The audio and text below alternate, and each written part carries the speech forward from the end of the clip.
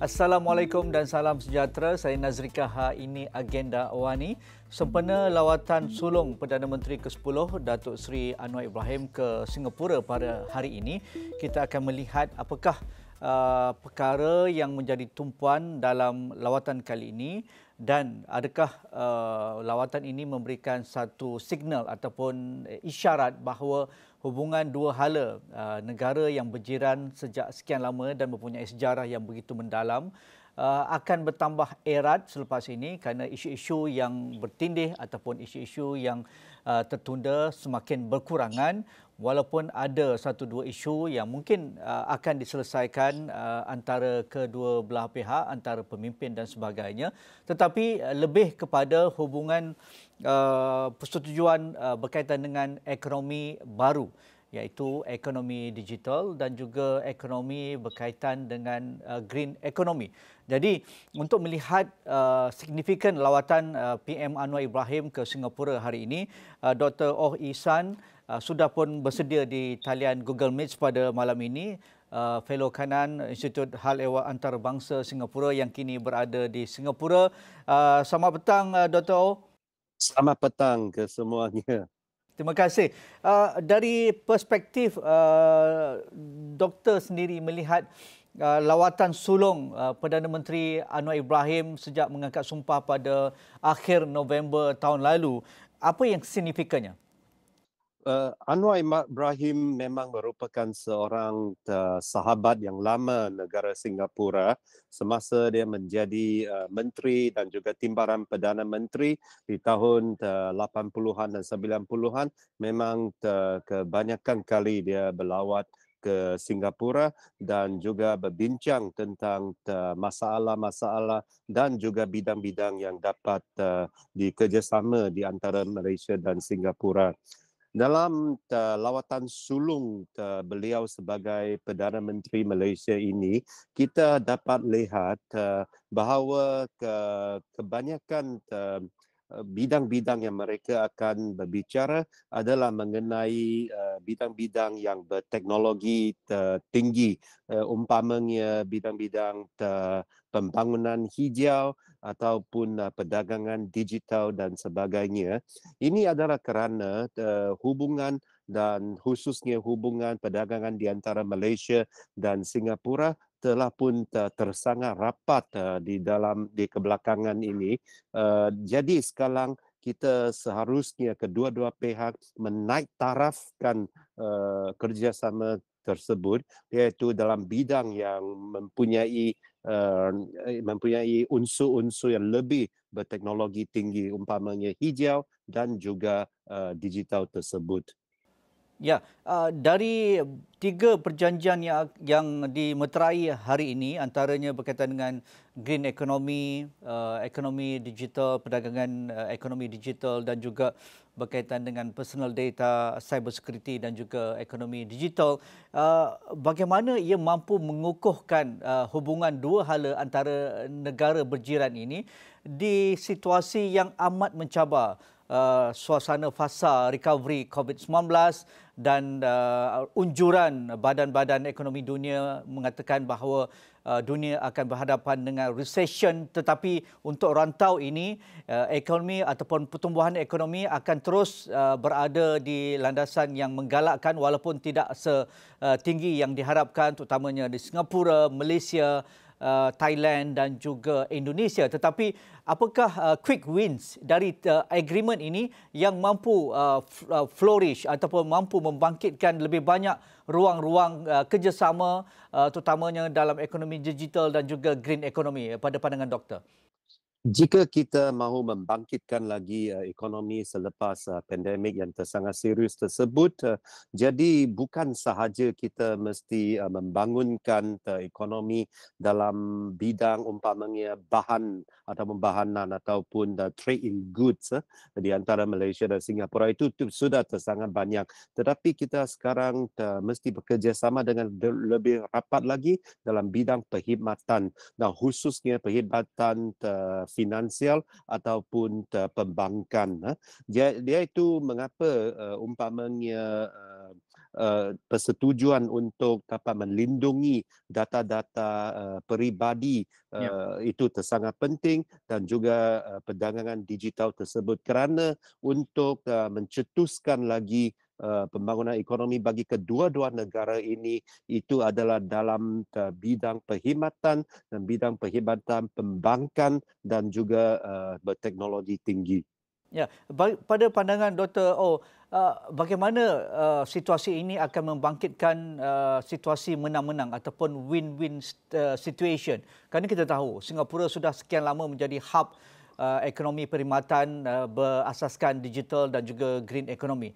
Pusat-pusat inovasi ekonomi digital tumbuh begitu pesat dalam masa satu dekad ini, dan pastinya jika betul perjanjian ini akan memberikan impak segera kepada kedua belah negara, bagaimana Singapura boleh memberi limpahannya kepada Malaysia, terutamanya dalam ekonomi digital, kerana Malaysia mempunyai ruang yang belum diterokai sepenuhnya, mempunyai kepakaran pekerja yang setanding dengan negara-negara maju, dan juga pasaran yang masih luas yang boleh diterokai untuk menjadi hub, misalnya produk-produk halal, misalnya koridor di Iskandar yang boleh diguna pakai untuk menjadikan satu lagi hub cawangan dari syarikat-syarikat multinasional digital di Singapura. Pada pandangan doktor?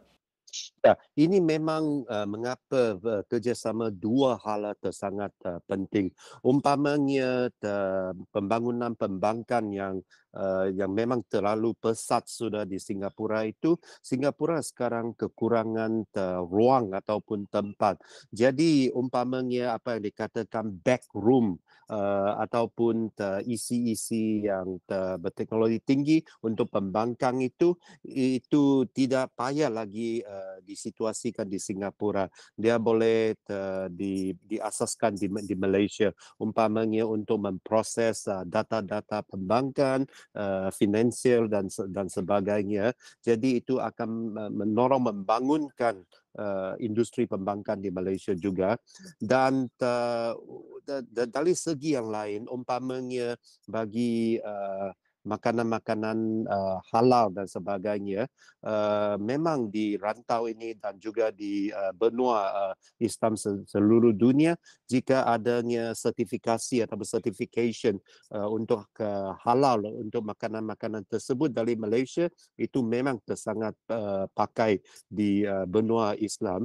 Jadi Singapura menjadi sebuah pusat perdagangan dan juga perdagangan makanan-makanan halal umpamanya. Mereka juga memerlukan kerjasama tersebut daripada pihak Malaysia. Iaitu mengapa saya mengatakan semua ini mestilah dua hala dan bukan sehala sahaja. Ya, dari hubungan yang begitu akrab PM Anwar dan juga PM Lee secara pribadinya, dan hubungan sejarah dan kebudayaan, nilai kekeluargaan antara kedua belah pihak ini, bagaimana perlu direalisasikan dalam konteks memulihkan semangat kejiranan ini? Kerana kita tahu ada beberapa isu yang mungkin selama ini menjadi pertikaian tetapi semakin nipis secara rundingannya. Isu berkaitan dengan pertindihan sempadan maritim misalnya, isu berkaitan dengan hak kawalan udara misalnya, dan begitu juga rayuan Malaysia ke ICJ tentang tuntutan Pulau Batu Putih dan juga Huluan Tengah, dan juga begitu juga di Batuan Tengah dan juga Tubir Selatan itu. Jadi ini pastinya akan diguna pakai untuk melakukan negosiasi yang lebih mesra sifatnya. Pandangan Dr. Oi? Malaysia dan Singapura memang mempunyai banyak perkara-perkara yang dipertikaikan. Itu memang kita tidak sepatutnya menafikan, walaupun kita merupakan jiran yang sangat rapat.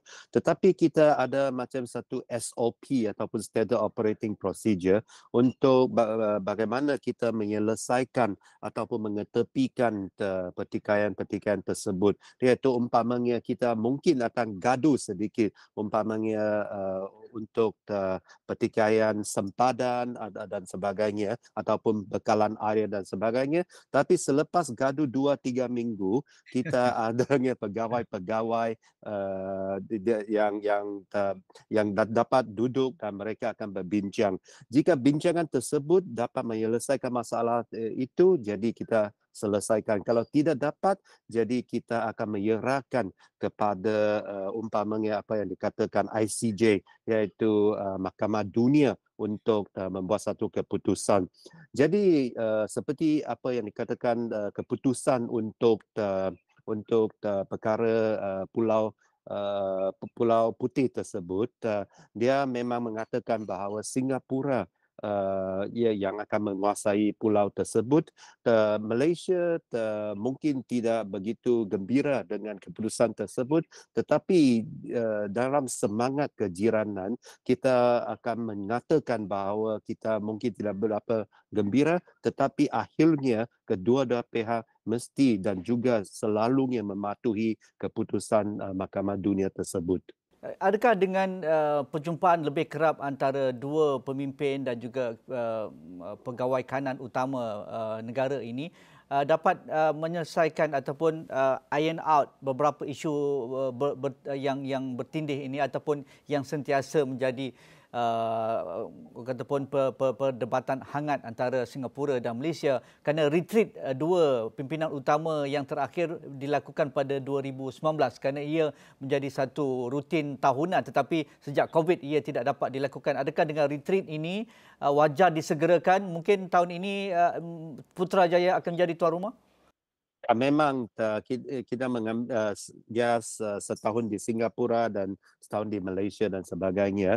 Tapi pertikaian-pertikaian tersebut memang mengambil masa. Yang boleh kita buat ialah tidak mengetengahkan pertikaian tersebut dalam perhubungan ataupun hubungan dua hala kita. Kerana jika kita hanya menengok semua pertikaian tersebut, jadi tidak payahlah kita bekerjasama dalam bidang-bidang yang memang lebih produktif. Dan jangan kita lupa bahawa juga adanya penyelesaian lebih kreatif, umpamanya dalam pertikaian kereta api Tanah Melayu ataupun jalan tersebut, kita dapat mencari penyelesaian yang memanfaatkan kedua-dua pihak. Ya.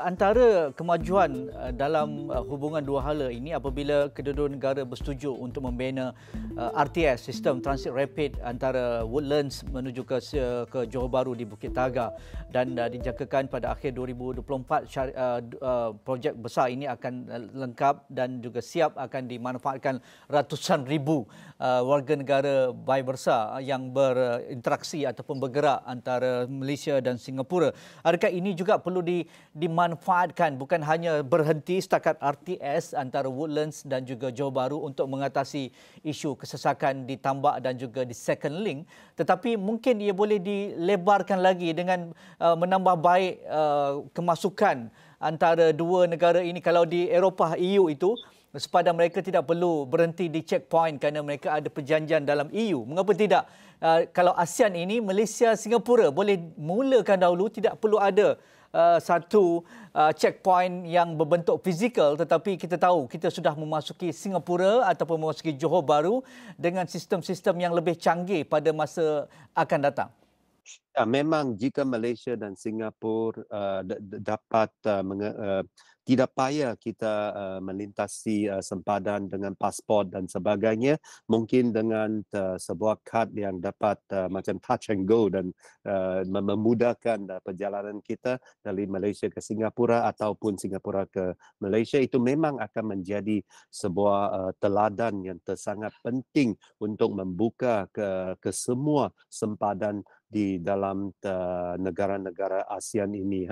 Kita merupakan satu keluarga yang besar. Tapi saya juga harap ini akan kita juga akan dapat membangkitkan lagi projek untuk kereta api cepat ataupun lintas di antara Kuala Lumpur dan Singapura, apa yang dipanggil HSR ataupun High Speed Rail tersebut. Kerana saya akan menjadi pelanggan yang pertama untuk mengambil HSR tersebut kerana dia memang memudahkan perjalanan di antara dua bandaraya yang sangat penting di Asia Tenggara ini. Ya.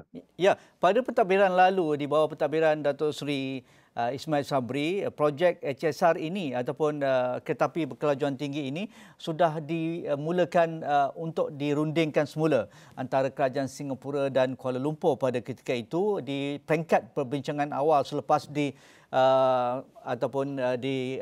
cancel ataupun tidak dibatalkan ketika pentadbiran Tun Mahathir. Adakah ini sudah sampai masanya? Tetapi mungkin ada terma-terma lain, mengapa tidak dimulakan di bawah pentadbiran PM Anwar?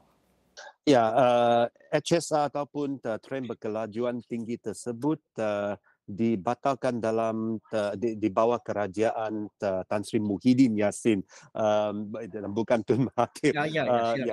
ya. Jadi sekarang kita dapat tengok bahawa adanya keperluan perdagangan, keperluan fizikal dan sebagainya. Umpamanya jika kita melihat adanya kekerapan penerbangan di antara Kuala Lumpur dan Singapura itu adalah yang paling kerap di seluruh dunia, lebih kerap daripada di antara Beijing dan Shanghai dan sebagainya. Jadi jika kita ada tren berkelajuan tinggi tersebut, ini akan dapat menolong untuk memudahkan dan menyelenggarakan perjalanan tersebut. Ya, kalau kita boleh tambah sedikit, mengapa tidak pemimpin dua negara ini berbincang untuk memulakan semula projek ini antara Kuala Lumpur, Singapura, Kuala Lumpur, tetapi mungkin boleh diteruskan ke utara, ke Bangkok. Adakah ada nilai komersial dan juga kebolehsanaan HSR ini pada pandangan doktor? Jadi pada pandangan saya, kita kasih menyiapkan perhubungan tren berkelajuan tinggi di antara Singapura dan Kuala Lumpur dahulu sebelum kita kasih extension ke Bangkok, kerana itu lebih panjang dan mungkin kerajaan Thai mereka juga mahu tengok teladan di antara Malaysia dan Singapura bagaimana betul-betul adanya keperluan dan dia akan mendapat keuntungan dalam perkhidmatan tren tersebut. Ya.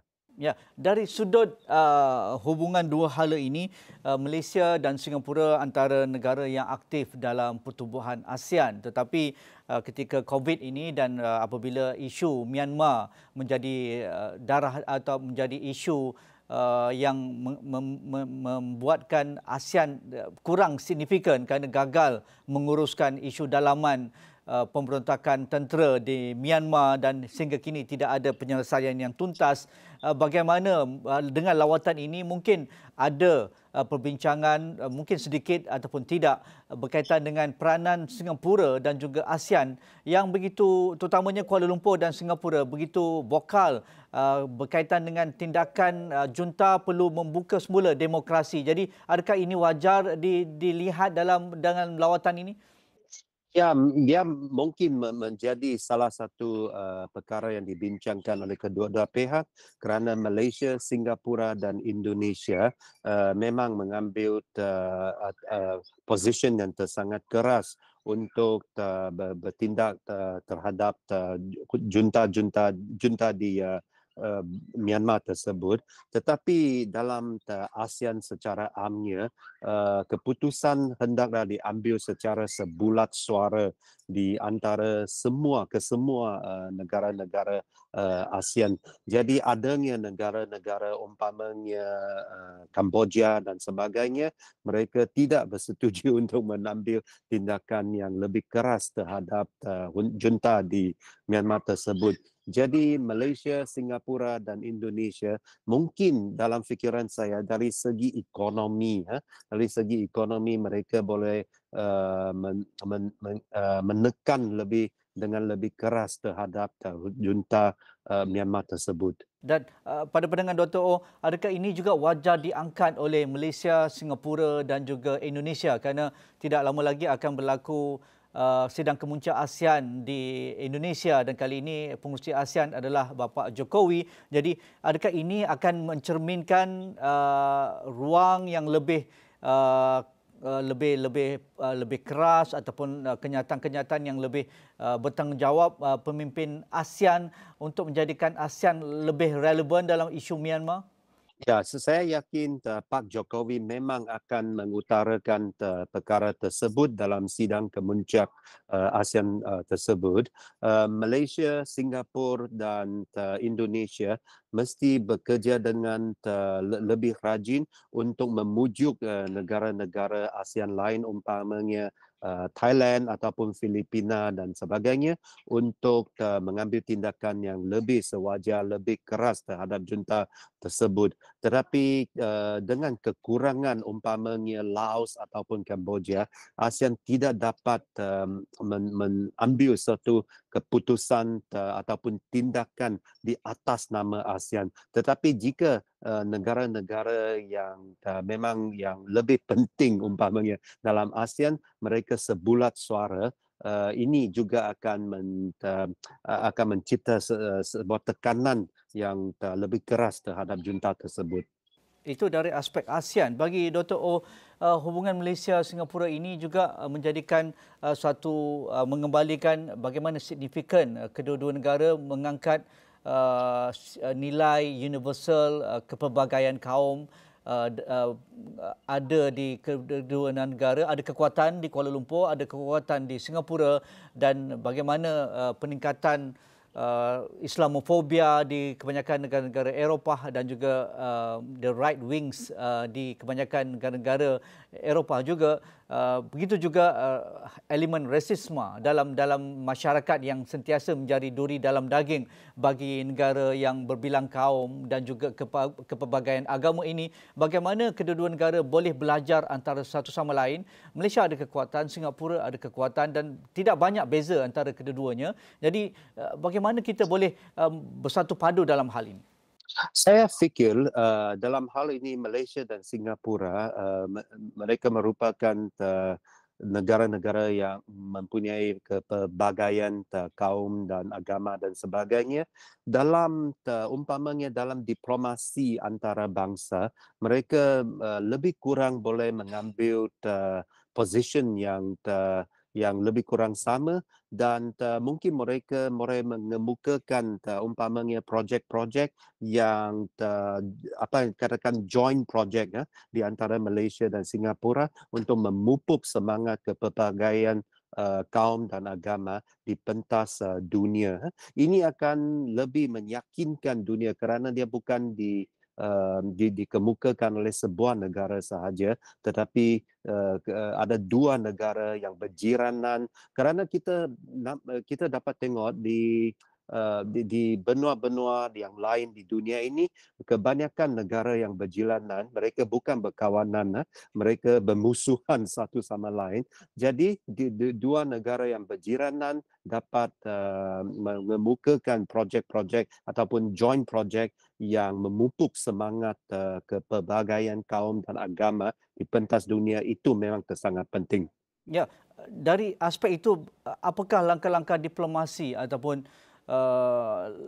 diplomasi keamanan yang boleh dibawa oleh Malaysia dan Singapura? Kerana negara yang bergolak dengan isu Islamofobia, isu berkaitan dengan rasisme dan juga memberi tekanan kepada hak-hak asasi kepada kelompok-kelompok marginal dan juga minoriti ini sentiasa menjadi perdebatan. Apatah lagi ia menjadi sesuatu yang sensitif di Singapura dan juga Malaysia kerana ada hal-hal berkaitan dengan sejarahnya, berkaitan dengan dari sudut perlembagaannya, tetapi kita mampu mengawalnya dan menjadi sebuah negara bangsa yang mempunyai toleransi yang amat tinggi.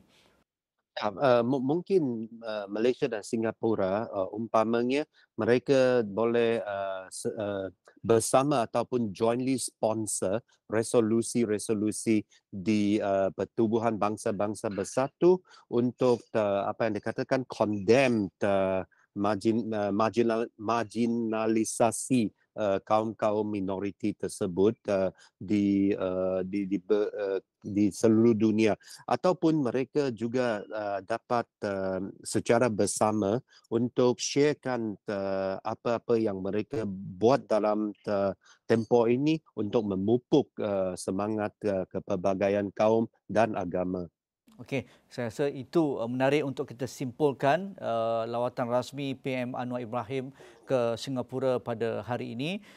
Dan kita akan melakukan perbincangan susulan kerana selepas ini PM Anwar akan ke Bangkok pula dalam siri lawatan ke negara-negara berjiran dengan Malaysia selepas beliau mengangkat sumpah sebagai Perdana Menteri pada akhir tahun lalu. Jadi terima kasih Dr.